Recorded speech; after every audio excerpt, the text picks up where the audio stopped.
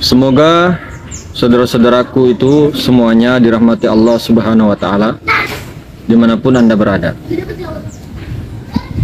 Saudaraku semuanya, menurut penciptaan Allah Subhanahu wa Ta'ala, menurut para kaum sufi, itu bagaimana tentang penciptaan ataupun kejadian Nur Muhammad, penciptaan ruh semesta alam daripada Nur Muhammad. Kita simak hadis qudsi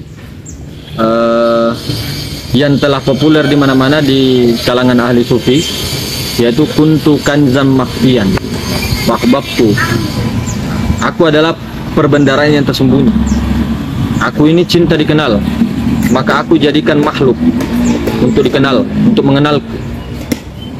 Maka di atas ini Allah Ta'ala memberikan petunjuk bahwa Allah itu menciptakan ataupun menjadikan makhluk itu karena mahabbah, karena suka ataupun cinta, ya, cinta untuk dikenal.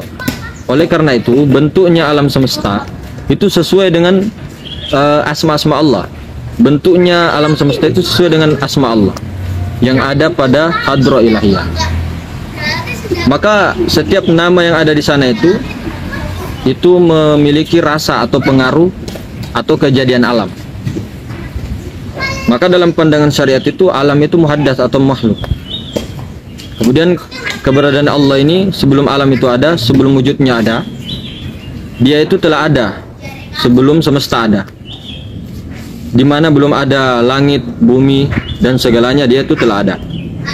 Pengetahuan yang dimiliki alam semesta itu adalah pengetahuan Allah, ilmunya. Dan apa-apa yang nampak daripada alam itu semua ada padanya. Maka yang mana dikatakan Allah itu nama kebesaran nur. Allah itu nur, nur zatnya yang batin, nah, yang tersembunyi dalam terang zat. Kemudian dalam wujud Allah ini dia jahirkan sifatnya nampak, kemudian menjadikan alam semesta ini daripada roh semesta alam, yaitu hakikatul Muhammadiyah, sifatnya Nur Muhammad, hembusannya dari nur jamalnya, nur zatnya, nur keindahannya, tajalli daripada nur Allah, nur zat, nur Tuhan. Sebagaimana disebutkan dalam hadis qudsi, ya, itu Allah Ta'ala Subhanahu wa Ta'ala berfirman, aku ini menciptakan Muhammad pertama kali daripada nur zatku. Maka Rasulullah SAW bersabda, awal mula yang dijadikan Allah, nah itu awal mula yang dijadikan Allah adalah ruhku. Yang pertama dijadikan Allah adalah nurku. Kemudian lalu setelah itu diciptakannya pena, kolam, kemudian akal. Jadi Nur Muhammad ini adalah pangkal alam semesta. Maka ketika baginda Nabi SAW bersabda seperti itu yang bersabda adalah batinnya baginda Nabi, yaitu Ahmad, Nur Muhammad sendiri. Makanya yang dijadikan adalah Nur Muhammad, ruh semesta alam. Nah, Nur Muhammad itu ada pada baginda Nabi dan ada pada semua umat manusia di seluruh dunia dan makhluk, karena rahmatan lil alamin sampai hari kiamat. Maka yang disebut Rasulullah itu secara hakikatnya adalah batinnya baginda Nabi SAW. Itulah yang mengatakan ana Ahmad bila mim. Nah, yang berkata itu adalah batinnya. Nabi Muhammad telah panak kepada Sayyidina Ahmad, telah panak kepada Nur Muhammad, dan Nur Muhammad ini mengatakan ana Ahmad bila mim. Maka di sini kita tidak membeda-bedakan, karena yang disebut Rasulullah itu batinnya Nabi Muhammad SAW.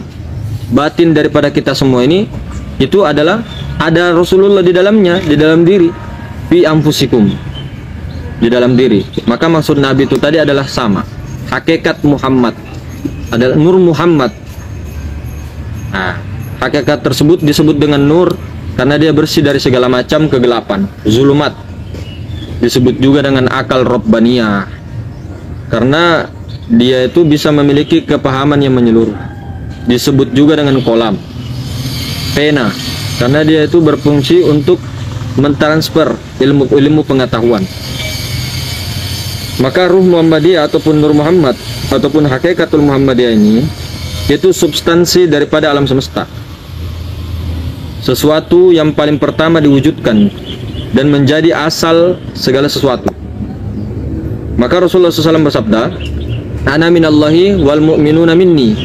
Aku berasal daripada Allah dan semua mukmin itu berasal daripada aku. Itu Nur Muhammad. Maka hakikat Muhammad ini ataupun Nur Muhammad ini Allah Ta'ala menjadikan lagi ruh semesta alam, ruh insan, ruh semua daripada makhluk.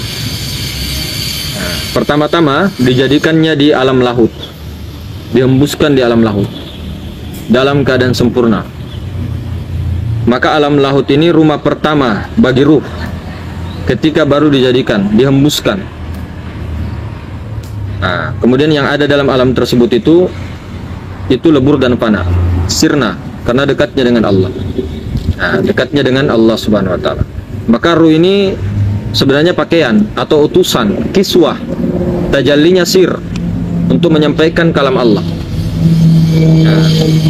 Ini hanya untuk rohani para insan yang di alam lahut, bukan para malaikat atau jin, karena malaikat itu tidak bisa atau tidak diizinkan masuk ke alam lahut. Ini rumah pertama daripada rohani sebelum bertajalli. Malaikat tidak akan masuk, tidak diizinkan masuk ke dalam alam lahut. Jadi alam laut ini kamar kesenangan. Alam laut ini kamar kesenangan dan menjadi tempat asal pertama daripada ruh.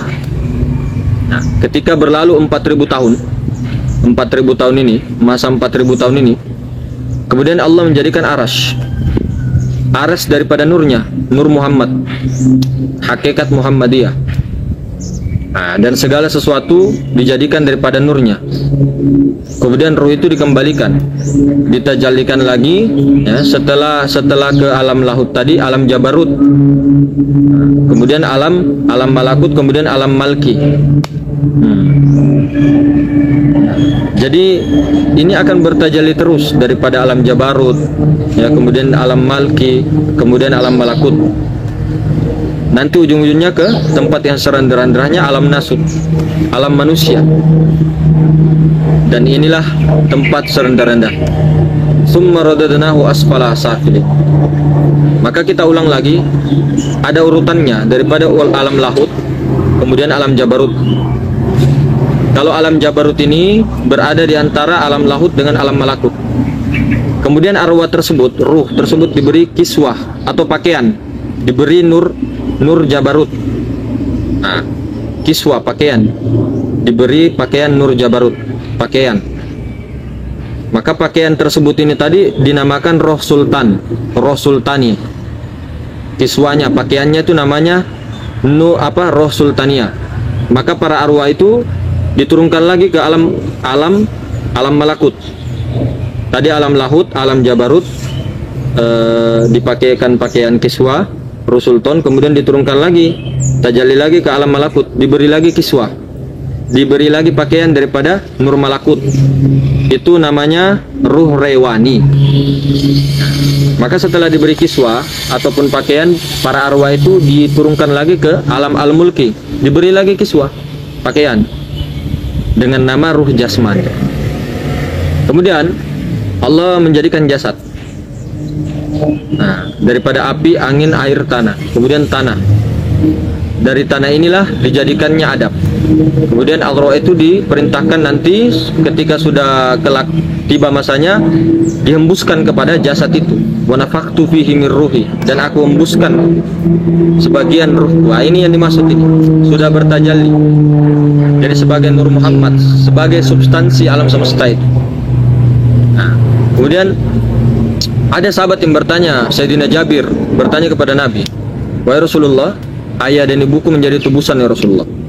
Ceritakan kepadaku tentang sesuatu yang pertama kali dijadikan Allah Ta'ala sebelum yang lainnya, sebelum alam semesta ini." Maka Rasulullah SAW bersabda, "Wahai Jabir, ketahuilah, sesungguhnya yang dijadikan Allah yang pertama kali adalah nur Nabimu." Maksudnya di sini hakikat Muhammad, yaitu Nur Muhammad dari nur Allah. Kemudian nur tersebut berputar dengan kodrahnya Allah. Dia kemana saja dia kendaki, dia akan maunya, mau semau-maunya. Dan pada saat itu belum ada lauh, belum ada papan, belum ada kolam, pena belum, surga belum ada, neraka belum ada, malaikat belum ada, langit belum ada, bumi belum ada, matahari, rembulan, bintang, jin belum, apalagi manusia belum ada. Lalu ketika Allah berkehendak menjadikan makhluk, kemudian nur tersebut itu dibagi menjadi empat bagian. Bagian pertama untuk menciptakan kolam, bagian kedua untuk menciptakan lauh, bagian ketiga untuk menciptakan aras. Kemudian yang keempat ini dibagi menjadi empat bagian lagi. Yang pertama untuk menciptakan malaikat penyangga aras, kemudian yang kedua untuk menciptakan kursi, yang ketiga untuk menciptakan semua para malaikat. Nah, yang bagian keempat dibagi lagi menjadi empat. Bagian pertama dibagi untuk menciptakan semua lapisan langit, bagian kedua semua lapisan bumi, bagian ketiga untuk menciptakan surga dan neraka. Bagian keempat ini dibagi lagi menjadi empat. Bagian pertama untuk menciptakan nur mata-matanya orang beriman. Yang kedua nur orang-orang marifat, orang-orang mukmin. Bagian ketiga menjadikan nur cahaya kesenangan orang-orang mukminin, yaitu tauhid la ilaha illallah Muhammadur Rasulullah sallallahu alaihi wasallam. Nah, itulah pertama kali Allah menjadikan Nur Muhammad sebagai esensi segala sesuatu. Kemudian menjadikan asal daripada penciptaan arwah itu dan alam semesta itu. Nah, itu semua dibagi-bagi lagi. Nah, kemudian kata Syekh Abdul Qadir Jilani, melalui 4 tahap itu, ruh itu dijadikan di alam lahut, kemudian diturunkan di alam jabarut, kemudian alam malakut, kemudian alam al-mulki.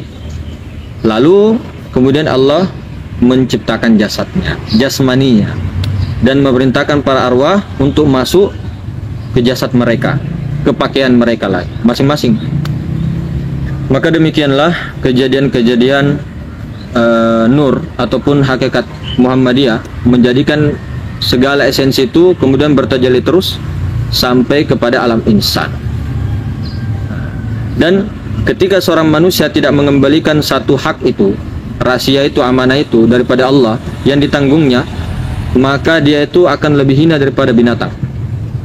Dia akan disiksa dengan sekeras-kerasnya dan tidak akan pulang kembali kepada Allah kecuali akan dihisab, akan ditanya dan sebagainya.